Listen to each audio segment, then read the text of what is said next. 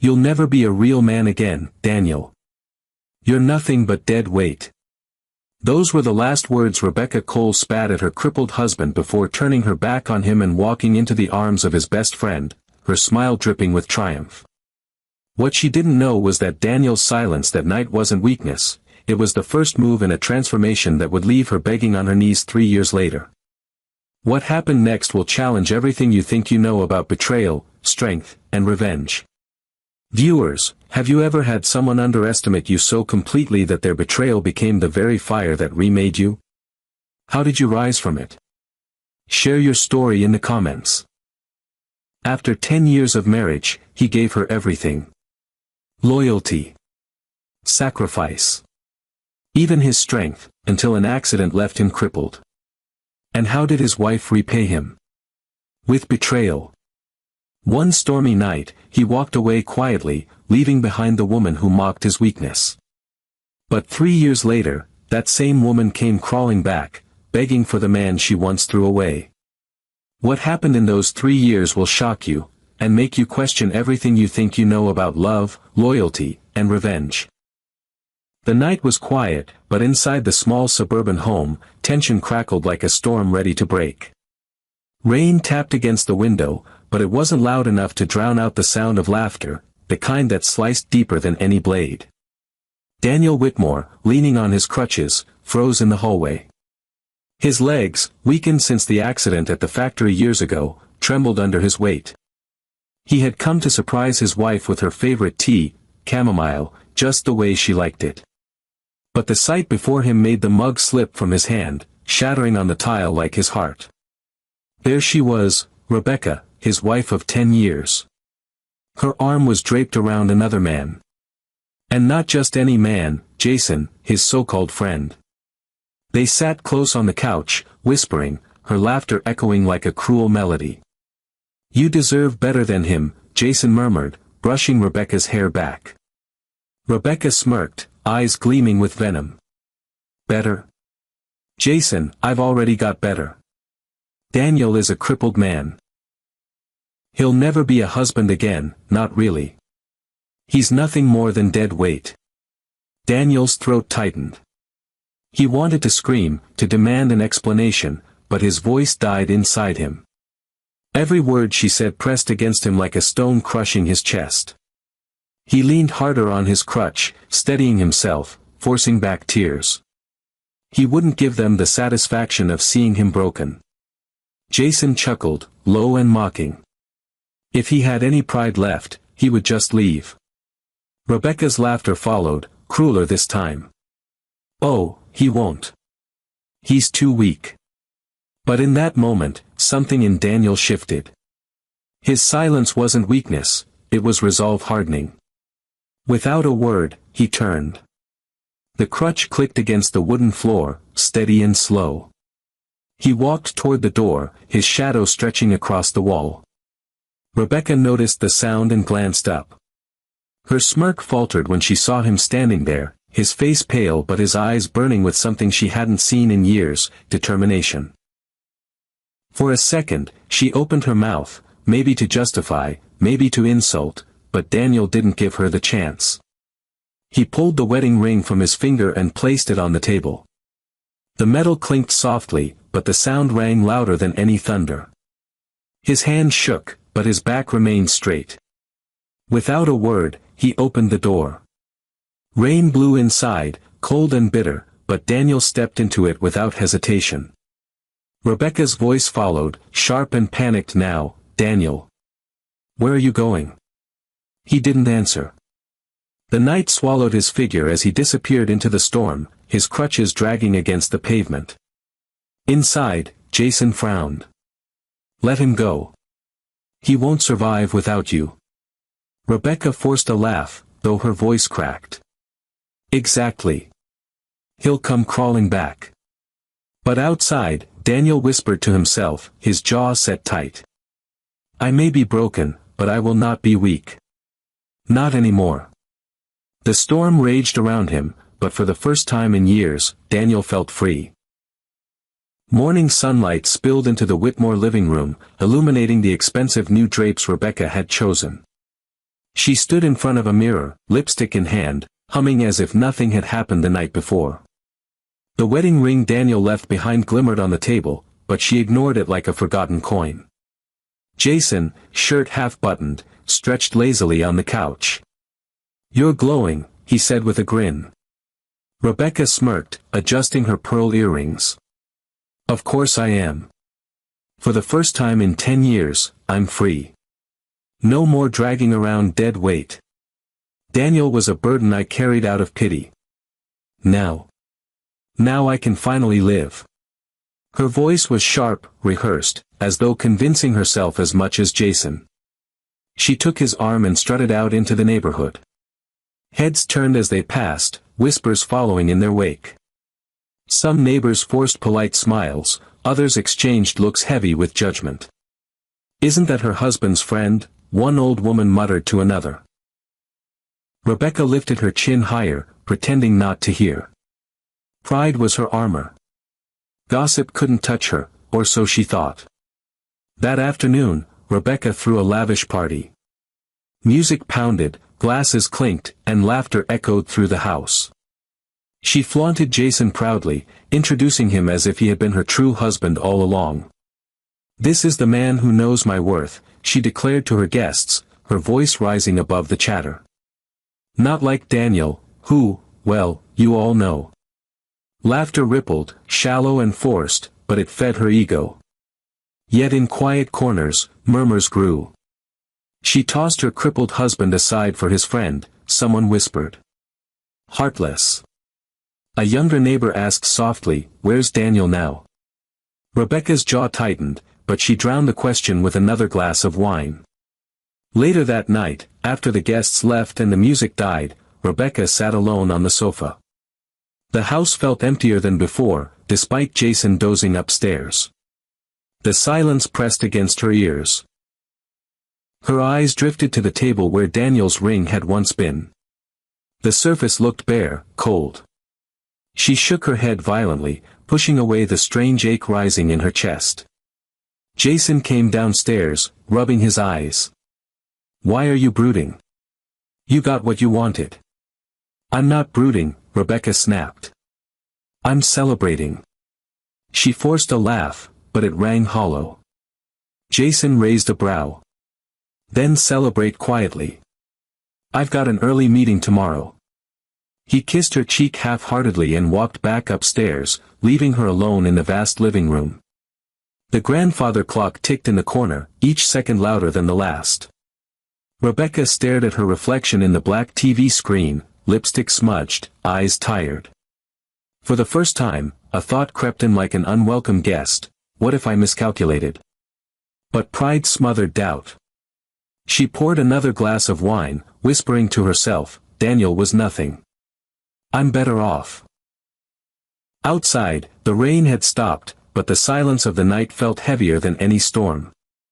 The rain-soaked night carried Daniel farther than his strength should have allowed. By dawn, his crutches sank into the mud outside a rundown boarding house on the edge of town. The landlord, a tired man with kind eyes, hesitated when he saw Daniel's limp. You sure you can manage stairs? He asked, doubtful. Daniel swallowed his pride. If I can't, I'll learn. The room he rented was small, peeling wallpaper, a creaky bed, and a cracked window that let in the cold. Still, it was his. For the first time in a decade, he closed a door behind him that didn't echo with Rebecca's disdain. But freedom came at a cost. Days blurred together. Daniel woke early, pain screaming through his legs as he forced himself upright. He tried small jobs, fixing appliances, bookkeeping, but most employers looked at his crutches and shook their heads before he could finish his pitch. At night, he ate stale bread and beans, staring at the wedding photo he had taken with him. Rebecca's smile in that frame mocked him now, her hand resting on his shoulder as if she had ever supported him. His grip tightened until the glass cracked, but he couldn't bring himself to throw it away. One evening, after a day of rejection, he collapsed on the floor. The crutches lay beside him, useless sticks of wood. His chest heaved as tears streamed silently down his face. For a moment, the cruel words replayed, "He's nothing but dead weight." Daniel pounded the floor weakly. "Am I really nothing?" The silence answered. But then, something inside him hardened. Slowly, painfully, he dragged himself back up, clutching the edge of the bed until he stood again. His legs shook violently, but he forced himself to stay upright. "No," he whispered through gritted teeth. "I won't be her joke. Not forever." From that night, Daniel's resolve sharpened. He spent mornings at the library, crutches thumping between the aisles, devouring books about business, finance, and online trade. Afternoons, he took small freelance jobs he could do from his room, data entry, customer calls, anything to keep his mind sharp and his spirit afloat. It wasn't glamorous, but every coin he earned was a victory. Each rejection became fuel. The landlord's wife often slipped extra bread into his meals. "You're tougher than you look, son," she said kindly. Daniel only nodded, though inside, her words planted hope. At night, while others slept, he pushed through the pain of his therapy exercises. His legs screamed, sweat drenched his shirt, but he kept going. Every stretch, every stumble was a rebellion against Rebecca's curse. On his nightstand, he replaced the broken wedding photo with a blank notebook. The first page bore only 4 words, scribbled in his rough handwriting. "Rise. No matter what." The room was still small, the food still plain. But inside Daniel, something unstoppable had begun to grow.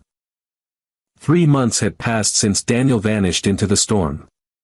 For Rebecca, those months had been a whirlwind of wine, parties, and shopping sprees. On the surface, she sparkled brighter than ever. But behind closed doors, cracks had begun to spread like fractures in glass. It started with Jason. One morning, she found him at the kitchen table, scrolling through his phone with a grin that wasn't meant for her. "Who are you texting?" she asked casually, pouring herself coffee. Jason smirked. "Relax, Beck. You're too jealous. Enjoy your coffee." Her jaw tightened.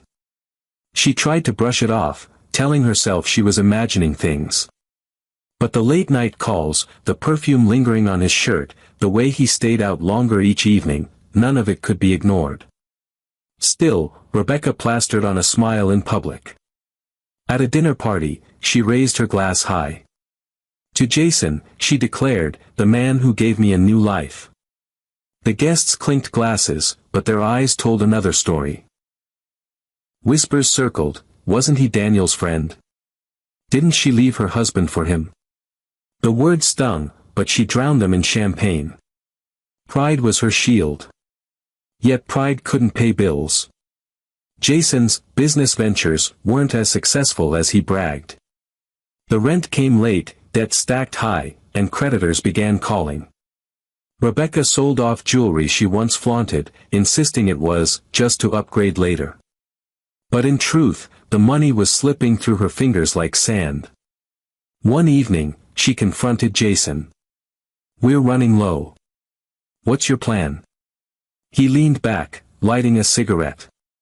"Don't worry about it. You've always had a taste for luxury, Rebecca. Maybe it's time you adjust your standards."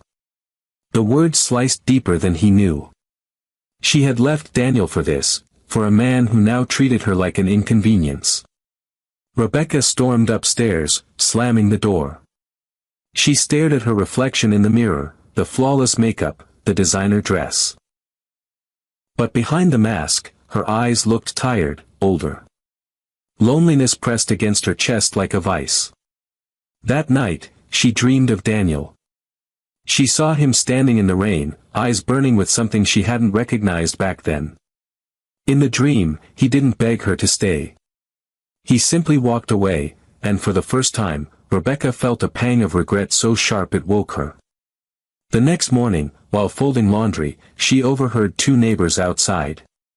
"Poor Daniel," one said softly. "He gave her everything, and she threw him away." "Yes," the other replied, "but maybe it's a blessing. I hear he's trying to rebuild." Strong man, that one. Rebecca froze, the shirt in her hands trembling. Strong. Rebuilding? She forced a laugh, though no one could hear it. He's nothing without me, she told herself. He can't be. But deep down, unease crept in. For the first time since he walked away, she wondered if Daniel's silence had been more powerful than her scorn. Daniel's days had become a blur of discipline. Pain was a constant companion, but so was determination. Every morning, he dragged his aching legs out of bed and pushed through his exercises. His arms grew stronger, his frame leaner, his eyes sharper. Still, money was thin, and the world rarely gave chances to broken men. That is, until one afternoon at the public library. Daniel sat hunched over a dusty computer, scrolling through business forums. He had been teaching himself everything from online trading to small-scale e-commerce. His notes filled an entire notebook, pages of figures and strategies. A voice interrupted him. "You've been here every day for weeks," said an older gentleman with silver hair and a tailored suit. He set his own stack of books down. "What are you studying so intently?" Daniel hesitated. "Business. Finance. Anything I can get my hands on." The man studied him for a moment. "And why?" Daniel straightened, his voice steady. "Because I refuse to stay broken. My body may be weak, but my mind isn't. I'll find a way to build something of my own." The man's lips curved into a faint smile. "Good answer. Name's Charles Morton. I run a logistics firm. Maybe you can put that mind of yours to use." That meeting changed everything. Charles gave Daniel his first real opportunity, handling online accounts for a small branch of the company. The work was tedious at first, spreadsheets, inventory tracking, but Daniel threw himself into it with precision. Within weeks, Charles noticed. "You've got a knack for strategy," Charles said one evening. "Ever thought about consulting?" Daniel shook his head. Who would take advice from a crippled man? Charles leaned closer, eyes firm. "Anyone who cares about results. Don't let that word define you." Encouraged, Daniel expanded. He began freelancing for startups, helping streamline their budgets, marketing, and logistics. Slowly, payments trickled in. Then grew. Within a year, he had built a network of clients who trusted him, not out of pity, but respect. At night, he no longer stared at Rebecca's photo. Instead, he wrote in his notebook. This time, the pages weren't filled with dreams, they were filled with numbers, projections, profits. And there was something else. His therapy exercises bore fruit. His steps were still heavy, aided by polished new crutches, but his gait was steadier. Each walk down the street felt less like survival and more like victory. Children in the neighborhood even began calling him Mr. Whitmore the Fighter. One evening, standing on a hill overlooking the city lights, Daniel whispered to himself. "She said I was nothing, but look at me now. This is just the beginning." The wind carried his words, but deep down, he knew, his turning point wasn't just survival. It was the start of a future so bright Rebecca wouldn't recognize the man she threw away. 3 years passed. The city had changed. New high-rises, bustling markets, sleek cars replacing old jalopies, but none of it compared to how Daniel Whitmore had changed. On a warm spring evening, the grand ballroom of the Harrington Hotel glittered with chandeliers. A charity gala was underway, attended by business leaders, politicians, and socialites. Rebecca arrived clinging to Jason's arm, though their smiles looked painted on. Their finances had collapsed, yet appearances had to be maintained. As she sipped champagne, Rebecca whispered sharply, "Smile. People are watching." Jason rolled his eyes, already scanning the room for other women. Then, a hush rippled through the crowd. Heads turned toward the entrance. The doorman announced, "Mr. Daniel Whitmore." Rebecca's glass froze midair. The man who stepped through the doorway barely resembled the broken husband she once mocked. He wore a tailored navy suit that fit his frame like it was crafted for him alone.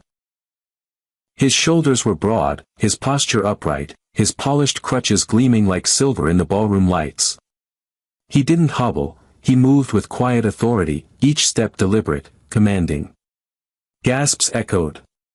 A banker whispered, "That's Whitmore. He's the man behind Morton Logistics turnaround. Built his own consultancy too. Brilliant strategist." Rebecca's ears rang. Morton Logistics. Consultancy. The words tangled in her mind. Daniel greeted Charles Morton with a firm handshake, his calm smile radiating confidence. Cameras flashed as journalists hurried to capture photos of the man whose name had become synonymous with resilience. Jason leaned toward Rebecca, his voice low. "Wait, isn't that?" Rebecca cut him off, her voice barely audible. "It can't be." But her trembling hand betrayed her. Daniel's gaze eventually swept across the room, landing on them. For a moment, time stopped. Rebecca's heart pounded. She expected rage, bitterness, but his eyes carried none of that. Instead, they held something worse, indifference. He walked past them, acknowledging their presence with nothing more than a nod. That simple gesture, cool, detached, shattered her pride more than any insult could. Throughout the evening, Daniel moved like a man who belonged. Investors sought him out, reporters scribbled his words, leaders laughed at his subtle wit. The ballroom pulsed with admiration for him. Rebecca, once the center of attention, now sat invisible in the corner. She gripped Jason's arm, but he had drifted toward the bar, uninterested. Finally, unable to contain herself, Rebecca rose. Her heels clicked across the marble floor as she approached Daniel. Her voice quivered, but desperation steadied it. "Daniel." He turned slowly, his expression unreadable. Rebecca swallowed hard, her pride cracking with every word. I made a mistake." A hush fell again. Eyes darted between them, this was the confrontation no one expected. Daniel tilted his head slightly, his silence as sharp as a blade. Rebecca's voice broke. "Please, take me back." The entire ballroom seemed to hold its breath. Daniel's face remained calm, but his eyes burned with a quiet fire. For the first time in years, it was Rebecca who was begging. The ballroom air thickened with silence. Forks paused midair, champagne flutes trembled in hands, and all eyes locked onto the scene unfolding at the center. Rebecca Whitmore, once elegant, untouchable, and proud, stood trembling before the man she had thrown away. "Daniel," she whispered again, her voice raw. The name slipped from her lips like a prayer, as if speaking it could erase the years, erase her betrayal. Daniel's eyes met hers, steady and piercing. He didn't move, didn't flinch. His stillness was louder than any scream. Rebecca's throat tightened. Her hands twisted nervously in front of her. I was wrong. I was blind. Jason, he lied to me. He promised me a life, but he ruined everything. I should have stood by you. Please, Daniel. Please, forgive me. Take me back." Gasps swept through the crowd. The woman who had once mocked her crippled husband was now begging, her words echoing through the gilded hall. Jason, leaning on the bar, smirked bitterly. "Unbelievable," he muttered. He didn't step forward to defend her. Didn't care if she groveled. Rebecca reached out, her fingers trembling inches from Daniel's arm. "You were a good man. Better than I ever deserved. I was foolish, selfish. I see that now. Just, give me another chance. We can start over." Her knees buckled slightly, and she clutched at the hem of his suit, clinging like a drowning woman to a lifeline. The room erupted in whispers. Is that his ex-wife? She's begging him. How the tables have turned. But Daniel remained silent. His eyes were calm, his jaw set firm. Rebecca's tears smeared her makeup, leaving dark trails down her face. Her voice rose, breaking under the weight of desperation. "Don't you see? I need you, Daniel. I was wrong, but I can change, I can be better. Just don't leave me like this. Not again." Still, no answer. The tension built until even the chandeliers seemed to hum with anticipation. Daniel's silence wasn't cruelty, it was justice. Every second he withheld words was a mirror reflecting back the pain she had once caused him. Finally, he leaned slightly closer, his voice low but sharp enough to cut through the noise. "When I needed love, you gave me betrayal." His words were steady, measured, almost gentle. But each syllable landed like a hammer. Rebecca froze. Daniel straightened, his polished crutches gleaming under the ballroom lights. "Now you need help. But I have none left to give you." Her lips parted in shock, a sob catching in her throat. She collapsed back onto her heels, clutching her face.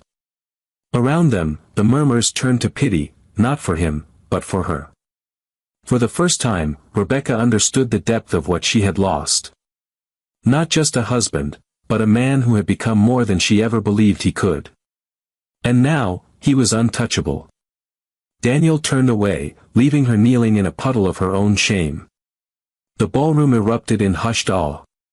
The crowd barely breathed.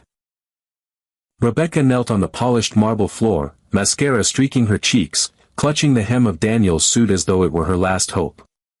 The woman who once paraded her freedom like a crown now looked small, broken, desperate.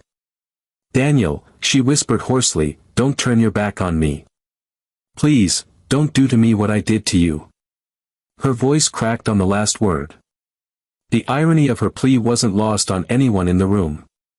Daniel paused, the weight of her words lingering in the air. Slowly, he lowered his gaze to her.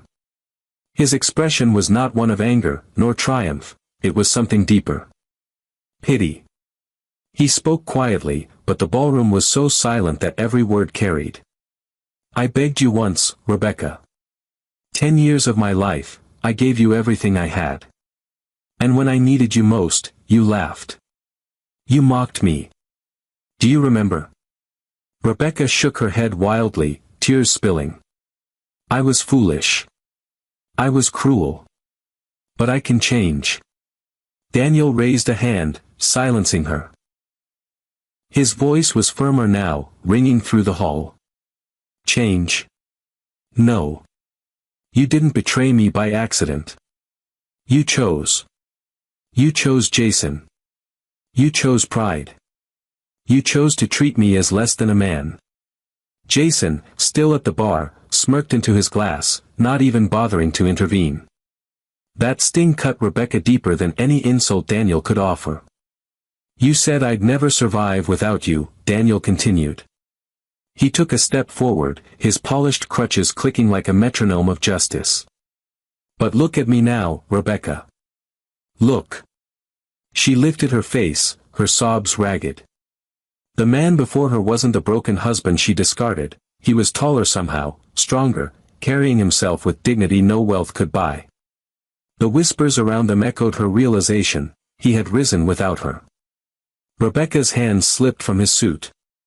She fell back against the floor, shaking her head as if denial could turn back time. "Please. Daniel, don't leave me like this. Don't humiliate me. I'll do anything." Daniel inhaled deeply, his jaw tightening. For a brief moment, sorrow flickered in his eyes, sorrow for the 10 wasted years. Then he exhaled, and with it, released her from his life. "I don't need your apologies," he said evenly. "What I needed was your loyalty. And that, Rebecca, you already gave away." A sharp gasp broke from the crowd. Daniel turned, his suit catching the light, his every movement radiating strength. Without another word, he walked away, the sound of his crutches echoing like thunder through the hall. Rebecca reached out weakly, but her hand grasped only air. She collapsed into sobs, the stares of the wealthy and powerful burning into her. Pride was gone, reputation shattered, she was nothing but the woman who threw away a man she thought was weak. And now the whole world saw her regret. The ballroom doors closed behind Daniel, the echo of his crutches fading down the marble corridor. Outside, the night air was crisp, carrying the faint hum of city traffic. He paused at the bottom of the grand staircase, drawing in a slow, steady breath. The confrontation was over. The ghosts of the past no longer chained him. A soft voice called out. "Daniel?" He turned, and there she was, Clara Hayes. The woman who had been by his side during the climb from nothing. Clara was elegant, her dress simple but radiant under the streetlights. She wasn't part of the wealthy elite gathered upstairs, yet her presence outshone them all. She smiled gently, eyes brimming with quiet pride. "I saw what happened in there. Are you all right?" Daniel's stern expression softened. "I'm more than all right. For the first time in years. I feel free." Clara slipped her hand into his. "You deserve this, Daniel. Everything you've built, it's yours. Not borrowed, not given. Yours." The way she said it carried weight. She had seen him at his lowest, failing therapy sessions, sleepless nights at the computer, the rejection letters piling up. She had cooked meals when he couldn't stand, read business articles aloud when his eyes blurred with exhaustion, encouraged him when no one else believed. Now, the world saw him as a success. But Clara had seen the man behind the success. A chauffeur approached, holding open the door of a sleek black car with tinted windows. Daniel guided Clara inside, his movements steady, practiced. When the door shut, the world outside dimmed, leaving them cocooned in quiet. Through the window, Daniel caught a glimpse of Rebecca emerging from the ballroom. She stumbled into the night, mascara streaked, clutching her purse as Jason walked away without a backward glance. She called after him, but he waved her off, disappearing into the crowd. Alone. That was her punishment. Rebecca's eyes flicked toward the car just as it pulled away. For a fleeting second, her gaze locked with Daniel's through the glass. She saw the life she had mocked, a crippled husband, weak and useless. Transformed into a man of power, respect, and love. Her lips trembled as she mouthed his name, but the car rolled forward, carrying him into a future she could no longer touch. Inside, Clara rested her head lightly on Daniel's shoulder. "Do you ever regret it? Walking away?" Daniel's hand tightened gently around hers. "No," he said, his voice calm, resolute. "What I regret is wasting so many years on someone who never saw me. But that's behind me now." Clara smiled. "Good. Because what's ahead looks brighter than anything you left behind." Daniel glanced out at the city skyline glowing against the night. His reflection in the glass looked back at him, not broken, not weak, but whole. And this time, he was not walking into the storm alone. Rebecca sat slumped on the cold hotel steps, her designer gown wrinkled, her makeup ruined by tears. The laughter and music of the gala echoed faintly behind her, mocking her isolation. Jason was gone, the last man she thought would stand by her. She clutched her purse like a lifeline, but it held nothing but bills and broken pride. In her mind, Daniel's words replayed like a cruel hymn, "When I needed love, you gave me betrayal. Now you need help, but I have none left to give you." For the first time in her life, Rebecca understood what it meant to be powerless. The woman who once believed herself untouchable had been reduced to a cautionary tale. Meanwhile, across town, Daniel's car pulled into a quiet neighborhood. He stepped out slowly, Clara at his side. Children from the block ran up to greet him. "Mr. Whitmore." "Mr. Whitmore," they called, tugging at his hands. He bent slightly, steadying himself on his crutches, and handed out small wrapped gifts. Donations for the local youth center he funded. One boy looked up at him with wide eyes. "Sir, how did you get so strong?" when you were hurt. Daniel smiled softly, his gaze warm. Because strength doesn't come from what you have, it comes from what you refuse to give up. The boy nodded, holding on to those words like treasure. Clara's eyes shimmered with pride as she watched Daniel speaking life into others, turning his pain into purpose. Inside their modest but warm home, Daniel placed his crutches by the door. He didn't see them as chains anymore, they were symbols of every step he had fought to take. Clara set dinner on the table, her laughter filling the room. Daniel sat down, looking at her, and for the first time in years, felt peace settle deep within him. Back at the hotel, Rebecca scrolled through her phone, searching for Daniel's name. Headlines lit up her screen. From broken to brilliant, the rise of Daniel Whitmore. Resilience turned fortune. The man who refused to break. Photo after photo showed him smiling, confident, loved. And in none of them was she by his side. The realization hit like a final blow, she hadn't just lost a husband. She had lost the chance to be part of a legacy. Rebecca buried her face in her hands, sobbing. The night swallowed her cries, but the lesson was clear, betrayal had cost her everything. Across the city, Daniel lifted his glass at dinner, his voice steady, his eyes shining. "To new beginnings," he said. Clara clinked her glass with his, her smile radiant. The screen faded to black with a final narration. Never mock someone's weakness. It may be the seed of their strength. And never betray loyalty, because when love turns to silence, that silence can become the loudest revenge.